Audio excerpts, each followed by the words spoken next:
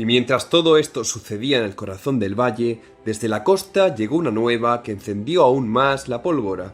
A Veracruz había arribado una flota con hombres y caballos frescos, al mando de Pánfilo de Narváez, enviado por el gobernador de Cuba, Diego Velázquez de Cuéllar, con órdenes claras de apresar a Hernán Cortés y arrebatarle la expedición.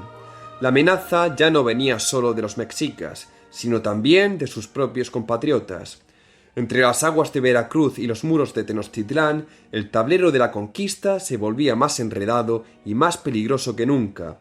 Cortés comprendió que si no actuaba con rapidez, todo lo que había ganado podía desmoronarse en un instante.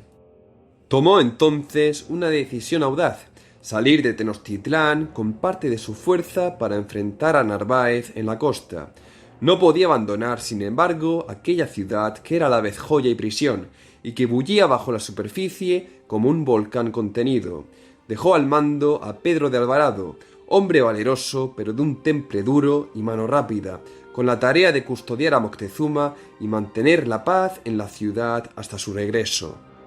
El día de la partida, la columna se internó por las calzadas hacia la ribera, dejando atrás los canales y los templos que se alzaban contra el cielo. Moctezuma, aún prisionero en su propio palacio, observaba en silencio.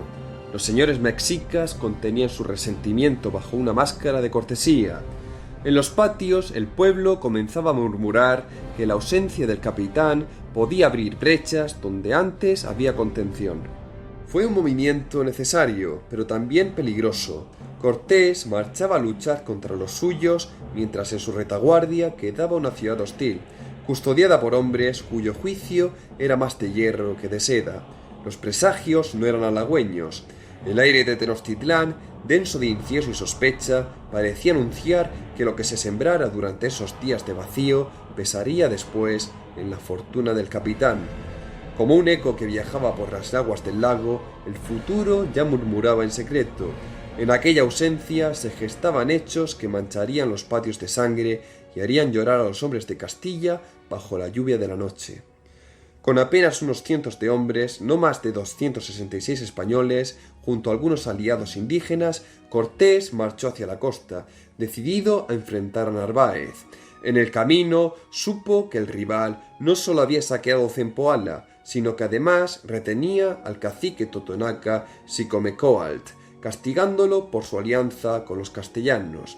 Ese ultraje había convertido la ciudad en un hervidero de rencor, un lugar dispuesto a esperar la ocasión de vengarse.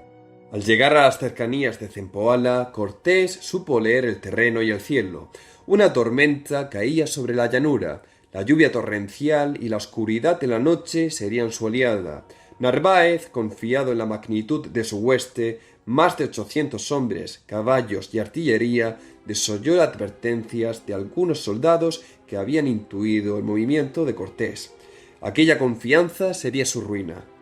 El capitán dividió los suyos en varios escuadrones. Gonzalo de Sandoval encabezaba un grupo de 40 hombres con la misión más peligrosa: llegar al templo donde Narváez había establecido su cuartel y capturarlo o matarlo si ofrecía resistencia.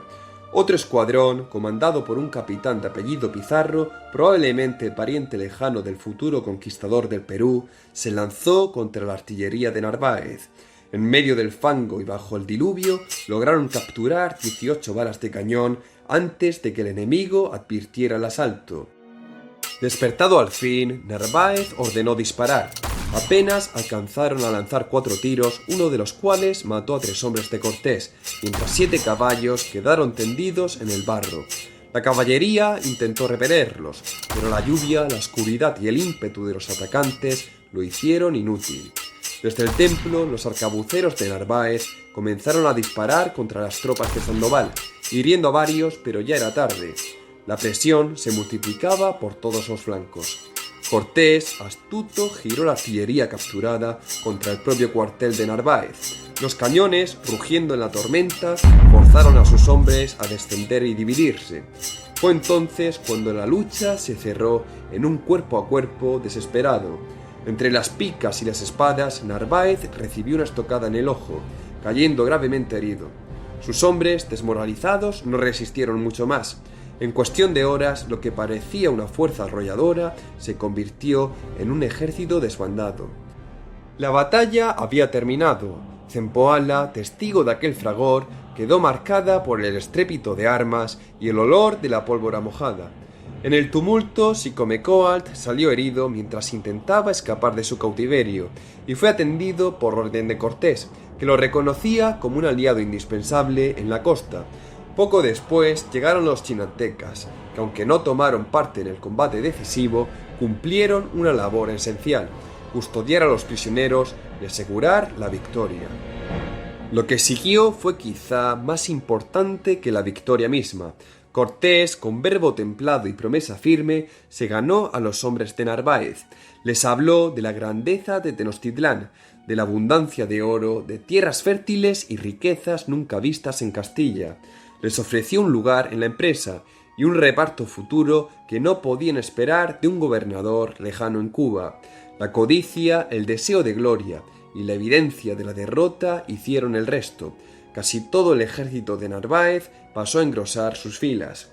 De un golpe, Cortés no solo había vencido a su rival, sino que se había fortalecido con un ejército nuevo, hombres y caballos frescos que darían a su expedición una fuerza inesperada. Lo que parecía una amenaza de ruina se convirtió en el cimiento de un poder aún mayor.